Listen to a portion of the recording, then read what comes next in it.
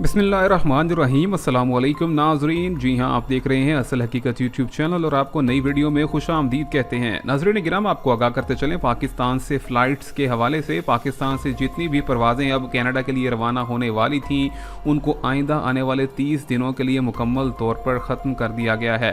जी हाँ नाजरीन गिराम, आपको आगाह कर रहे हैं कनाडा ने पाकिस्तान के ऊपर पाबंदी आयद कर दी है और ये पाबंदी मज़ीद आइंदा आने वाले 30 दिनों के लिए लगाई गई है। और ये बताया गया है कि मौजूदा वबाई बीमारी के तनाजुर के अंदर यहाँ पर पाकिस्तान से जितनी भी फ़्लाइट्स कनाडा जाने वाली थी उनको अब रुका जाएगा और यहाँ से कोई भी मुसाफिर सफ़र करके कनाडा नहीं जा सकेगा। इसी के साथ साथ आपको बैरून मुल्क जाने वाली सऊदी अरब की तरफ जाने वाली पाकिस्तान से परवाज़ों के हवाले से भी बताते चलें तो सऊदी ट्रैवल की जानिब से भी पाकिस्तान के ऊपर बैन लगा दिया गया है, पाबंदी आयद की गई है। और ये पाबंदी मौजूदा वबाई बीमारी के तनाजुर के हवाले से बताई जाती है और ये कहा जा रहा है कि मई की 17 तारीख तक अब कोई भी परवाज़ पाकिस्तान से सऊदी अरब या फिर कनाडा रवाना नहीं होगी। जबकि यहाँ पर कई इदारों के मुताबिक ये बात बताई गई है कि कनाडा की तरफ से आयद की गई पाबंदी पाकिस्तान में मौजूद मुकम्मल तौर पर हालात के तनाजुर के अंदर है, जो कि यहाँ पर फ्रांस के सफ़ीर के हवाले से भी देखी जा सकती है। लेकिन कुछ इदारों के मुताबिक इस बात की मुकम्मल तौर पर नफ़ी की जा रही है। लेकिन आइंदा आने वाले दिन बहुत ही ज़्यादा अहम होने वाले हैं और पाकिस्तान के अंदर से